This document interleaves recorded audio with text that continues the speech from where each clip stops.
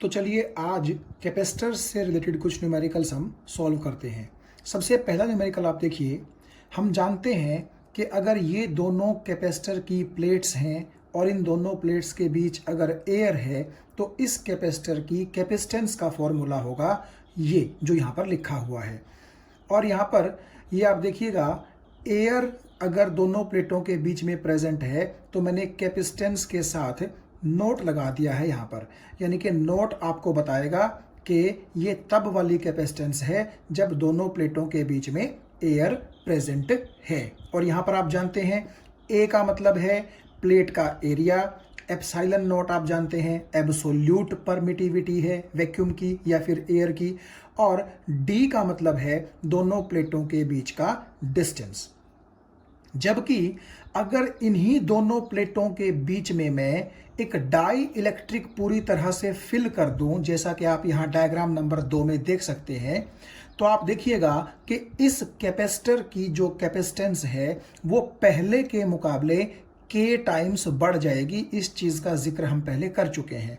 तो अब जो आपका कैपेसिटर है देखिएगा, दोनों प्लेटों के बीच डिस्टेंस भी पहले जैसा ही है, ठीक है, कुछ भी चेंज नहीं हुआ है, एरिया भी प्लेट्स का ए ही है। जस्ट क्या किया गया है, एयर को रिप्लेस कर दिया गया है एक डाई इलेक्ट्रिक के साथ, और मान लीजिए उस डाई इलेक्ट्रिक का डाई इलेक्ट्रिक कांस्टेंट के है, तो पिछले वाली कैपेसिटेंस के टाइम्स इंक्रीज हो जाएगी, ये हम देख चुके हैं। तो अब आपकी जो सी है उसके साथ देखिए पहले की तरह मैंने नॉट नहीं लगा रखा है, यानी कि ये तब वाली कैपेसिटेंस है जब आपकी कैपेसिटर की प्लेट्स के बीच में एयर ना होकर के एक डाई इलेक्ट्रिक प्रेजेंट है। बाकी आप देख सकते हैं सेम चीजें हैं, यूं की यूं यहाँ भी ए है डी है पहले की तरह ही, लेकिन यहाँ पर एक चीज फालतू है, एक चीज एक्स्ट्रा है, और वो क्या है, के, यानी कि इस डाई इलेक्ट्रिक का डाई इलेक्ट्रिक कांस्टेंट।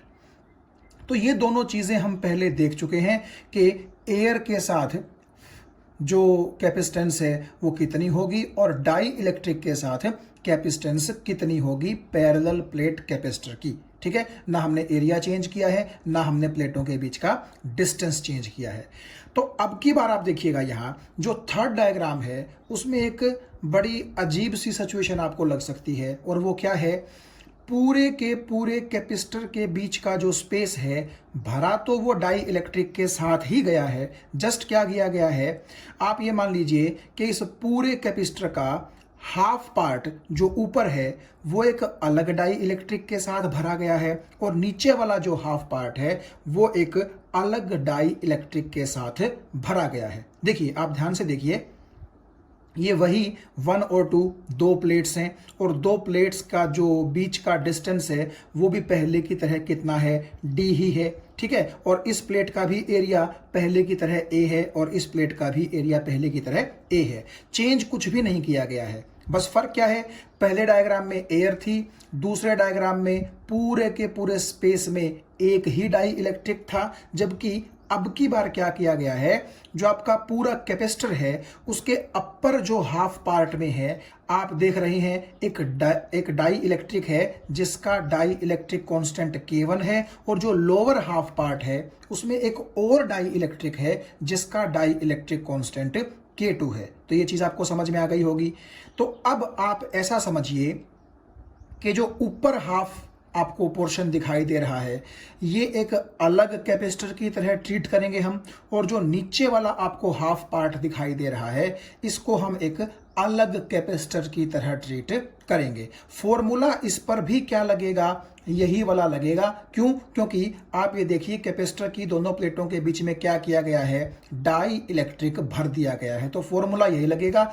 जस्ट थोड़ा सा सिनेरियो चेंज हो जाएगा, और वो कैसे चेंज होगा वो आप ध्यान से देखिए। देखो, आप ऐसा मान लीजिए कि ये जो मैंने डॉटेड लाइन लगा रखी है जिसके ऊपर और जिसके नीचे दो अलग अलग डाई इलेक्ट्रिक कांस्टेंट के मटेरियल भरे गए हैं, तो आप सबसे पहले सिर्फ अपर पार्ट पर कंसंट्रेट कीजिए। आप ये मानिए कि अपर पार्ट में आप K1 डाई इलेक्ट्रिक कांस्टेंट का डाई इलेक्ट्रिक मटेरियल भर चुके हैं, और आप ये देखिए यहां से लेकर के यहां तक ये प्लेट नंबर 1 होगी और यहां से लेकर के यहां तक ये प्लेट नंबर 2 होगी। किसके लिए? ऊपर वाले कैपेसिटर के लिए। तो आपको ऐसा नहीं लगता कि पहली प्लेट और दूसरी प्लेट के बीच में डिस्टेंस तो अभी भी d है पहले की तरह ही, लेकिन जस्ट हुआ क्या है? हुआ ये है कि एरिया आधा हो चुका है। आप देखिए यहां से लेकर के और यहां तक जब पूरी प्लेट 1 थी तो उसका एरिया a था, लेकिन मैं कह रहा हूं सिर्फ इस डॉटेड लाइन से ऊपर के पोर्शन पर आप ध्यान दीजिए। तो मैं अगर यहां से लेकर के यहां तक पहली प्लेट और यहां से लेकर के यहां तक दूसरी प्लेट मानूं तो नेचुरली ये प्लेट जो है इसका एरिया भी आधा हो चुका है, यानी कि a/2, और इसका एरिया भी कितना हो चुका है? a/2। तो आप कुल मिलाकर के ऐसा कंसिडर कीजिए कि ऊपर जो ये एक हाफ पोर्शन में आपको दिखाई दे रहा है कैपेसिटर, ये बेसिकली एरिया a/2 का कैपेसिटर है, जिसकी प्लेट 1 और प्लेट 2 के बीच में K1 डाई इलेक्ट्रिक कांस्टेंट का एक डाई इलेक्ट्रिक आपने फिल कर दिया है। तो इस फॉर्मूले का यूज करते हुए अगर इस ऊपर वाले कैपेसिटर की कैपेसिटेंस मैं C1 मानूं तो C1 किसके बराबर हो जाएगी? देखिए, तो आपने दोनों प्लेटों के बीच में जो डाई इलेक्ट्रिक मटेरियल भरा है उसका डाई इलेक्ट्रिक कांस्टेंट K1 है, तो इस K की जगह तो आ जाएगा K1।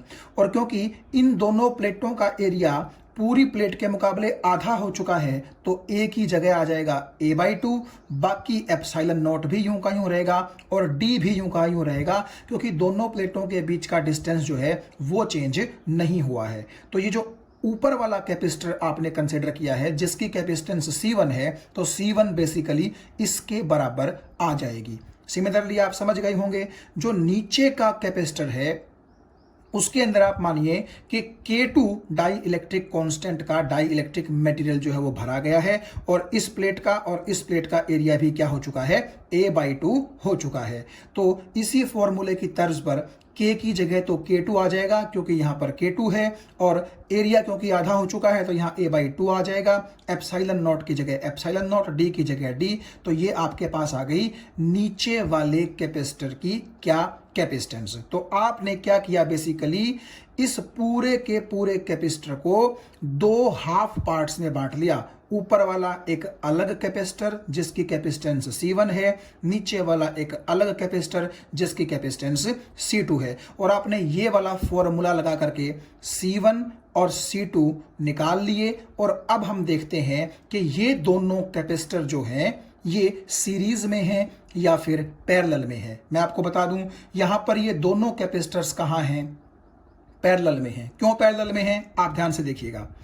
ये वाली अगर आपके पहले कैपेसिटर की पहली प्लेट है तो ये वाली भी तो आपके दूसरे कैपेसिटर की पहली प्लेट है, और ये दोनों आपस में देखिए यहां पर जुड़ी हुई हैं। आप समझ सकते हैं पहली प्लेट पहले कैपेसिटर की और पहली प्लेट दूसरे कैपेसिटर की, दोनों सेम पॉइंट पर जुड़ी हुई हैं। सिमिलरली अगर आप इसको दूसरी प्लेट मानेंगे और इसको भी दूसरी प्लेट मानेंगे पहले और दूसरे कैपेसिटर की, तो इनकी दूसरी प्लेट भी आपस में जुड़ी हुई है। तो ये सिचुएशन कुछ आप समझिए कि इस तरीके की हो जाएगी कि ये अगर आपके पास एक पहला कैपेसिटर है और ये अगर आपके पास एक दूसरा कैपेसिटर है तो पहली प्लेट आपस में जुड़ी हुई हैं और दूसरी प्लेट आपस में जुड़ी हुई हैं। मतलब आप इनको एक कुछ इस तरीके से और कुछ इस तरीके से जोड़ दीजिए। तो अगर पहली और दूसरी आपस में जुड़ी हुई हो तो वो कैपेसिटर्स कहां होते हैं? पैरेलल में। तो सिमिलरली ये दोनों कैपेसिटर्स भी पैरेलल में होंगे। इसका मतलब C1 C2 भी कहां होंगी?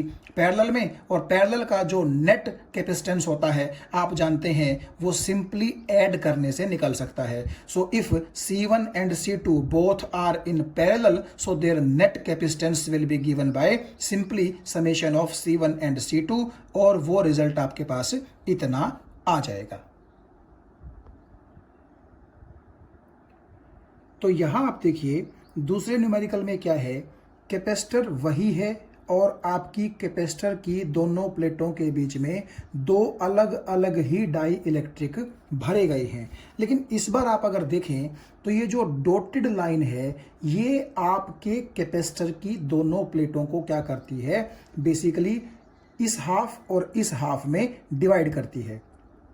पहले क्या था, ये डॉटेड लाइन कुछ इस तरीके से लगा करके ऊपर और नीचे जो है दो डाई इलेक्ट्रिक अलग अलग भरे गए थे। लेकिन इस बार क्या किया गया है, इस बार ये डॉटेड लाइन बिल्कुल बीचों बीच खींच के इस हाफ में और इस हाफ में अलग अलग डाई इलेक्ट्रिक भरे गए हैं। तो आप समझ गए होंगे, पहले तो हमने क्या किया था, प्लेट का जो एरिया था उसको हाफ किया था, लेकिन अब की बार आप समझ गए होंगे दोनों प्लेटों के बीच का जो डिस्टेंस d है उसको हमने हाफ कर दिया है। यानी कि यहां से यहां d/2 और यहां से यहां भी कितना, d/2। तो आप ये कह सकते हैं कि कैपेसिटर की जो दो प्लेटें हैं, प्लेट 1 और प्लेट 2, उनके बीच में क्या किया गया है, d/2 डिस्टेंस तक तो एक डाई इलेक्ट्रिक और अगले d/2 डिस्टेंस में अलग डाई इलेक्ट्रिक भरा गया है। तो नेचुरली अगर हम इनकी कैपेसिटेंस C1 और C2 मान लें, यानी कि ये वाला जो हाफ पोर्शन है इसकी कैपेसिटेंस C1 और ये वाला जो हाफ पोर्शन है इसकी कैपेसिटेंस C2 मान लें, तो वो C1 C2 आप कुछ इस तरीके से निकाल पाएंगे। देखिए फॉर्मूला वही है, इस बार क्या होगा, K की जगह K1 आ जाएगा और जो एरिया है, क्योंकि वो अब की बार हाफ नहीं हुआ है तो एरिया की जगह A ही आएगा, एप्सिलॉन नॉट की जगह एप्सिलॉन नॉट आएगा। जस्ट आप देखिएगा कि आपकी जो दोनों प्लेटों के बीच डिस्टेंस टोटल d था, तो ये देखिएगा आप कि K1 डाई इलेक्ट्रिक आपने सिर्फ यहां से लेकर के यहां तक यानी कि d/2 डिस्टेंस में भरा है, तो डिस्टेंस की जगह सिर्फ d/2 आ जाएगा और इसको जब आप सॉल्व करेंगे तो आपके पास ये आएगा।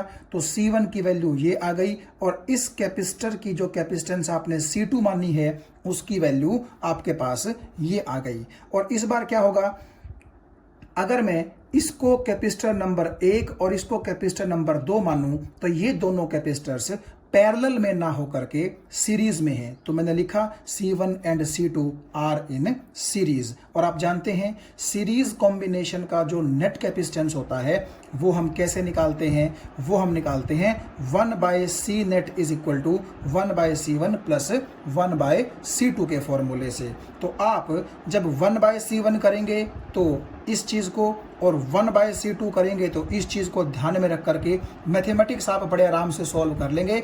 तो ये आपके पास नेट कैपेसिटेंस आ जाएगी। क्यों? क्योंकि दोनों कैपेसिटर्स कहाँ हैं, सीरीज में हैं, इसीलिए C1 और C2 की मुझे जो नेट कैपेसिटेंस है वो भी सीरीज के फॉर्मूले को लगा करके ही निकालनी पड़ेगी, जो कि इतनी आ जाएगी। अब देखिए, अगर आप ये सोचें कि दोनों को हमने सीरीज में क्यों बोला है, तो आप ध्यान से देखिएगा, जो ये डाई इलेक्ट्रिक आपने भरा है K1 डाई इलेक्ट्रिक कॉन्स्टेंट का, वो यहाँ से लेकर के यहाँ तक प्रेजेंट है और K2 डाई इलेक्ट्रिक जो कांस्टेंट है वो मटेरियल यहाँ से लेकर के यहाँ तक आपने भरा है। तो बेसिकली इसको आप बोल दीजिए पहला कैपेसिटर और इसको आप बोल दीजिए दूसरा कैपेसिटर। तो आप ऐसा कीजिए, ये 1 2 किसको रिप्रेजेंट करते हैं, पहले कैपेसिटर की पहली प्लेट और दूसरी प्लेट को, और ये वाले 1 2 किसको रिप्रेजेंट करते हैं, दूसरे कैपेसिटर की पहली प्लेट और दूसरी प्लेट को। मतलब आप ये मान के चल लीजिए कि ये जो डॉटेड लाइन है ये बेसिकली सेकंड प्लेट का काम करेगी, पहले कैपेसिटर के लिए भी और दूसरे कैपेसिटर के लिए भी। और क्योंकि यही डॉटेड लाइन पहले और दूसरे कैपेसिटर में कॉमन है, तो इसका मतलब क्या है, आप ये बोल सकते हैं कि पहले कैपेसिटर की सेकंड प्लेट और सेकंड कैपेसिटर की पहली प्लेट आपस में यहाँ जुड़ी हुई हैं। कुछ इस तरीके से आप देखिएगा कि ये अगर आपके पास पहला कैपेसिटर है और ये आपके पास अगर एक दूसरा कैपेसिटर है, तो आप देखिएगा दूसरी प्लेट पहले कैपेसिटर की और पहली प्लेट इस दूसरे कैपेसिटर की आपस में कुछ इस तरीके से जुड़ी हुई है। तो आप ये देख सकते हैं कि ये कॉम्बिनेशन कौन सा है, सीरीज कॉम्बिनेशन है। यानी कि आप समझ गए होंगे कि आपका जो ये कॉमन टर्मिनल है वो आपके पहले कैपेसिटर की दूसरी प्लेट और दूसरे कैपेसिटर के पहली प्लेट की तरह से काम करेगा। और अगर इस तरह से दोनों यहाँ पर जुड़ी हुई हैं तो आप ये मानिए कि ये आपका पहला कैपेसिटर है और इसके बाद सीरीज में ये दूसरा कैपेसिटर है जिनकी एक प्लेट कॉमन है, यानी कि एक प्लेट कुछ इस तरीके से जुड़ी हुई है। तो दोनों कहाँ हैं, सीरीज में, और इसीलिए आपको ये फॉर्मूला लगा करके और इस रिजल्ट तक आ जाना है। तो चलिए अब चलते हैं इस न्यूमेरिकल की तरफ। यहाँ आप अगर ध्यान से देखें तो 1 2 3 4 ये 4 प्लेट्स आपको बिल्कुल पैरेलल में दिखाई दे रही हैं और इन चारों प्लेट्स के बीच में डी गैप है, यानी कि इन दोनों के बीच भी, इन दोनों के बीच भी और इन दोनों के बीच भी डी ही गैप है। और इस प्लेट का, इस प्लेट का, इस प्लेट का, इस प्लेट का, चारों प्लेटों का जो एरिया है मान लीजिए वो भी ए है। तो आप कुल मिला के ऐसा बोल सकते हैं इस प्लेट और इस प्लेट का एरिया ए है, दोनों के बीच गैप कितना है, डी। सिमिलरली इस प्लेट और इस प्लेट का एरिया ए है, गैप डी है, और इस प्लेट के बीच का जो गैप है वो भी डी है और एरिया कितना है, ए है। तो आपको शायद ऐसा लगेगा कि इन दोनों प्लेटों से, इन दोनों प्लेटों से और इन दोनों प्लेटों से टोटल 3 कैपेसिटर्स बन जाएंगे, लेकिन ऐसा नहीं होगा। देखिएगा, आप ऐसा मान के चल लीजिए कि डायग्राम के अकॉर्डिंग प्लेट नंबर 1 और प्लेट नंबर 4 पॉइंट P से जुड़ी हुई हैं, प्लेट नंबर 2 और प्लेट नंबर 3 पॉइंट Q से जुड़ी हुई हैं। मतलब अब आपको समझ में आएगा कि यहाँ पर 3 नहीं बल्कि 2 कैपेसिटर्स बनेंगे। तो मान लीजिए मेरे पास एक बैटरी है, उसका पॉजिटिव टर्मिनल मैं P से जोड़ देता हूँ, नेगेटिव मैं जोड़ देता हूँ Q से। तो उसके अकॉर्डिंग आपको समझ में आ जाएगा कि P जिन प्लेटों के साथ जुड़ा हुआ है वहाँ पर पॉजिटिव इफेक्ट पहुँच गया, और Q आप देखिएगा क्योंकि बैटरी के नेगेटिव टर्मिनल के साथ जुड़ा हुआ है, तो जिन प्लेटों के साथ आपका पॉइंट Q जुड़ा हुआ है तो उन प्लेटों पर कैसा इफेक्ट पहुंच जाएगा, नेगेटिव इफेक्ट पहुंच जाएगा। तो अब आप एक चीज़ ध्यान से देखिएगा, हम जैसा कि जानते हैं कि कैपेसिटर की एक प्लेट पॉजिटिव होती है और दूसरी प्लेट नेगेटिव होती है, तो इन दोनों से हमें ऐसा लगेगा कि एक कैपेसिटर बन जाएगा और नेगेटिव पॉजिटिव एक कैपेसिटर इन दोनों प्लेटों से बन जाएगा। लेकिन क्योंकि ये प्लेट भी नेगेटिव है और ये प्लेट भी नेगेटिव है, तो इन दोनों प्लेटों से कोई कैपेसिटर फॉर्म नहीं होगा। और आप इसको कुछ इस तरीके से भी देख सकते हैं। यहाँ अगर आप ध्यान से देखें, जो ये पॉइंट P है उसके साथ प्लेट नंबर 1 और प्लेट नंबर 4 जुड़ी हुई हैं। तो ये पॉइंट P है और मैंने इस पर लिख दिया 1,4। और आप देख सकते हैं कि जो ये पॉइंट Q है इसके साथ प्लेट नंबर 2 और प्लेट नंबर 3 जुड़ी हुई हैं। तो ये पॉइंट Q है और ये प्लेट नंबर 2 और प्लेट नंबर 3 जुड़ी हुई हैं। और आप देखिएगा प्लेट 1 और 4 दोनों पॉजिटिवली चार्ज्ड हैं, तो ये प्लेट 1 है और ये प्लेट 4 है, दोनों आप देखिएगा पॉजिटिवली चार्ज्ड हैं। और प्लेट 2 और प्लेट 3 दोनों कैसी हैं, नेगेटिवली चार्ज्ड। तो ये प्लेट 2 है और ये प्लेट 3 है, ये कैसी हैं, दोनों नेगेटिवली चार्ज्ड हैं। तो इस चीज़ को आप बेसिकली ऐसे रिप्रेजेंट कर सकते हैं जो कि आपके लिए आसान रहेगा। तो आपको बात समझ में आ गई होगी कि ये प्लेट 1 और ये प्लेट 4, तो ये प्लेट 1 है, ये प्लेट 4 है, दोनों कहाँ जुड़ी हुई हैं, पॉइंट P से, जैसा कि आप यहाँ देख सकते थे। और प्लेट 2 और प्लेट 3 Q से जुड़ी हुई है, तो ये प्लेट 2 और ये प्लेट 3 कहाँ जुड़ी हुई है, Q से। तो 2 और 3 पर नेगेटिव है, तो 2 और 3 पर नेगेटिव है, 1 और 4 पर पॉजिटिव है, तो 1 और 4 पर पॉजिटिव है। तो आपको ऐसा लग रहा होगा कि ये 2 कैपेसिटर्स कहाँ जुड़ गए, पैरेलल में, क्योंकि दोनों की पॉजिटिव प्लेटें और नेगेटिव प्लेटें आपस में जुड़ी हुई हैं। तो आप अगर इसकी कैपेसिटेंस C1 और इसकी कैपेसिटेंस C2 बोलेंगे तो दोनों C1 C2 आपस में कहाँ होंगी, पैरेलल में होंगी। और देखिएगा इस प्लेट का एरिया A, इस प्लेट का एरिया A, दोनों के बीच का डिस्टेंस आप देखिए D, मैंने जैसे कि बताया था ये 1 है और ये 2 है, तो दोनों के बीच का डिस्टेंस कितना है, D है। तो A एरिया और D दोनों के बीच गैप है और गैप में एयर प्रेजेंट है। तो आप देखिए कैपेसिटेंस का फॉर्मूला क्या होता है पैरेलल प्लेट कैपेसिटर केस में, A epsilon naught by D। तो दूसरे के लिए भी कैपेसिटेंस क्या हो जाएगी, A epsilon naught by D, क्योंकि दोनों के बीच में कौन प्रेजेंट है, एयर। यहाँ पर एयर है, एयर है, एयर है, ठीक है। तो दोनों जो कैपेसिटर्स हैं उनकी कैपेसिटेंस हमने निकाल ली। तो क्योंकि दोनों पैरेलल में हैं तो सिंपली दोनों को जोड़ दीजिए और ये आपके पास क्या आ जाएगी, नेट कैपेसिटेंस। तो यहाँ अगर आप इस क्वेश्चन में देखें, प्लेटें वही हैं हमारे पास, 1, 2, 3 और 4। लेकिन इस बार क्या किया गया है, उनका अरेंजमेंट थोड़ा सा अलग कर दिया गया है। पहली प्लेट को और तीसरी प्लेट को पॉइंट P से जोड़ा गया है, दूसरी प्लेट और चौथी प्लेट को पॉइंट Q से जोड़ा गया है। और इस बार अगर मैं पिछली बार की तरह ही मानूं कि एक बैटरी का पॉजिटिव मैं P से और नेगेटिव मैं Q से अटैच कर दूं, तो आप देखिएगा पॉइंट P क्योंकि पॉजिटिव हो चुका है, तो जिन जिन प्लेटों से पॉइंट P जुड़ा है वो पॉजिटिव हो चुकी हैं, यानी कि प्लेट नंबर 1 और प्लेट नंबर 3। और जिन प्लेटों से Q जुड़ा है, तो क्योंकि Q नेगेटिव है तो वो प्लेटें भी कैसी हो चुकी हैं, नेगेटिव, यानी कि प्लेट नंबर 2 और प्लेट नंबर 4।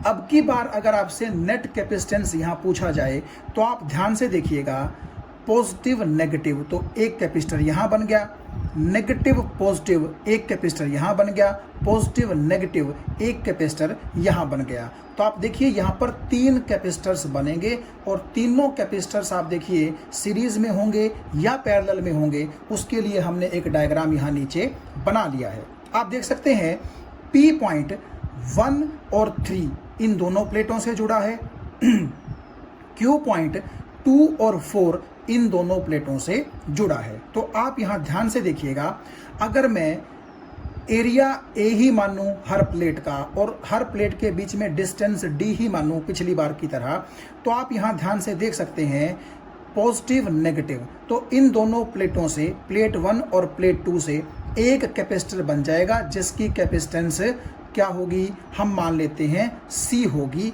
तो आप ये देखिएगा कि इनका जो अरेंजमेंट है वो नीचे हम कैसे दिखा रहे हैं।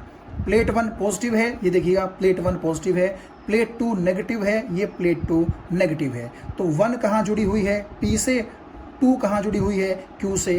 तो 1 को मैंने P से जोड़ दिया और 2 को मैंने Q से जोड़ दिया। तो ये हमारा पहला कैपेसिटर आ गया, जिसका आप ये मान लीजिए कि प्लेट का एरिया A है और दोनों प्लेटों के बीच 1 और 2 के बीच डिस्टेंस कितना है, D, और दोनों प्लेटों के बीच एरिया जो है दोनों प्लेटों के बीच एयर है।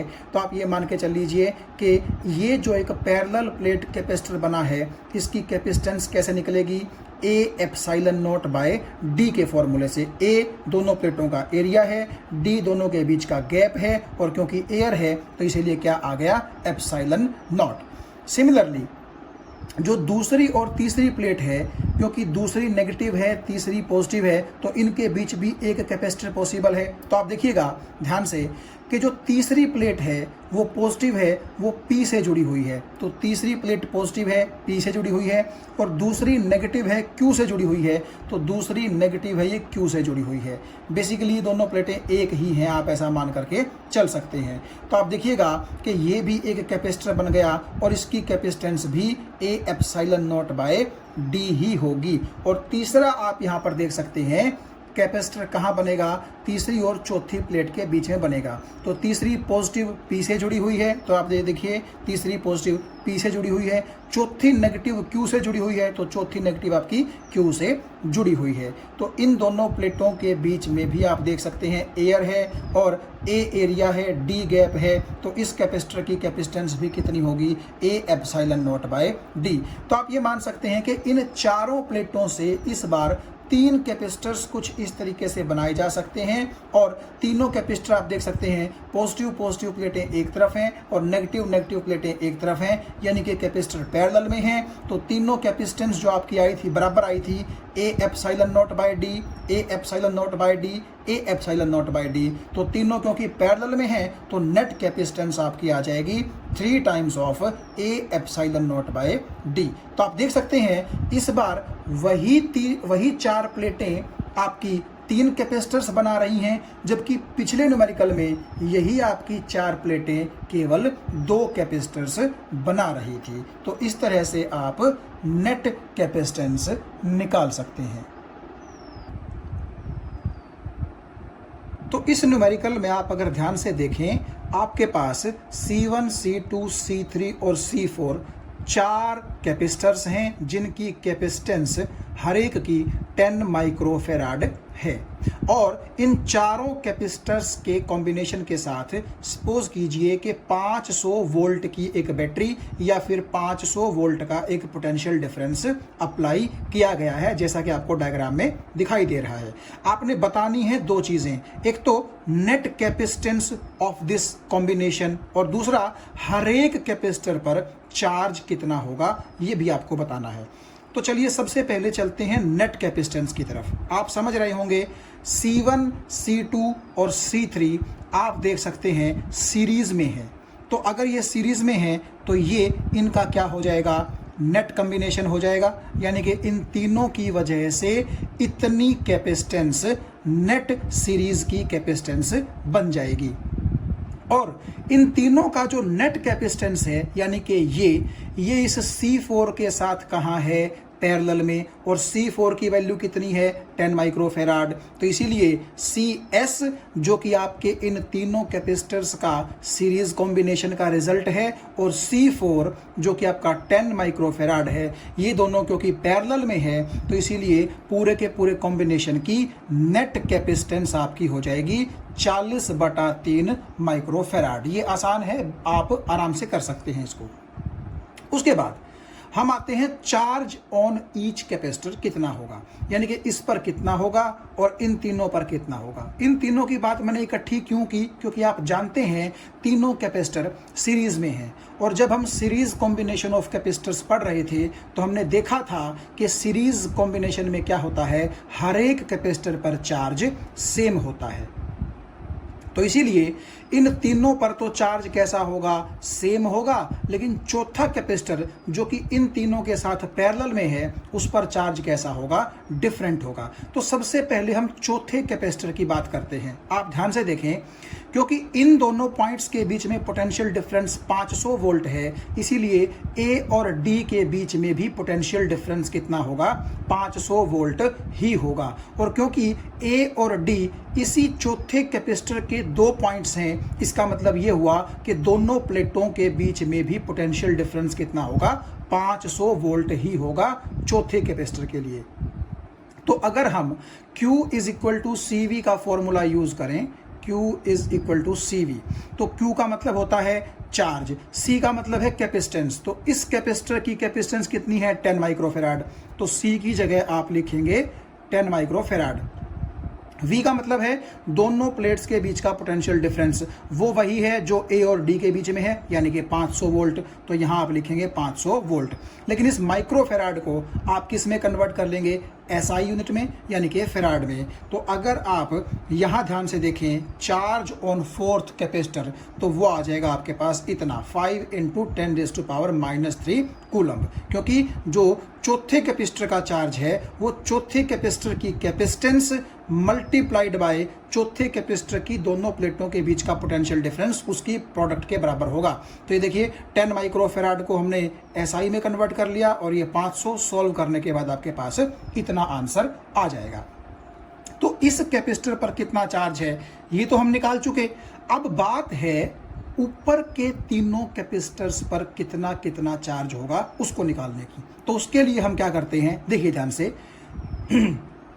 ये जो Q is equal to CV है, ये इन तीनों कैपेसिटर्स के लिए भी लगाते हैं, जहां पर Q का मतलब होगा टोटल चार्ज और C का मतलब होगा तीनों की टोटल सीरीज की नेट कैपेसिटेंस, जो हम पहले ही निकाल चुके हैं, कितनी, 10/3। तो C की जगह आप लिखेंगे 10/3 माइक्रोफेराड, यानी कि 10/3 × 10⁻⁻6 फेराड। और V का क्या मतलब है, V का मतलब है इन तीनों का जो ये सीरीज कॉम्बिनेशन है इसके अक्रॉस कितनी वोल्टेज है। तो नेचुरली आप देखिएगा इस कैपेसिटर का एक टर्मिनल A से जुड़ा है और इस कैपेसिटर का एक टर्मिनल D से जुड़ा है, तो तीनों का जो सीरीज कॉम्बिनेशन है उसके अक्रॉस वही तो पोटेंशियल डिफरेंस हुआ जो A और D के बीच में है, और वो कितना है, 500। तो C की जगह तीनों का सीरीज कॉम्बिनेशन का टोटल कैपेसिटेंस और V की जगह 500। तो जब आप ये रख देंगे तो आप ये देखिएगा हमारे पास चार्ज आएगा 5/3 × 10⁻³ कूलम्ब, यानी कि हर एक कैपेसिटर के पास इतना चार्ज होगा। तो हमने अकेले जो चौथे कैपेसिटर पर चार्ज था वो भी निकाल लिया, और जो ये तीनों कैपेसिटर्स हैं इन पर भी अलग अलग चार्ज निकाल लिया कि इस पर भी, इस पर भी और इस पर भी, तीनों पर 5/3 × 10⁻³ कूलम्ब चार्ज होगा।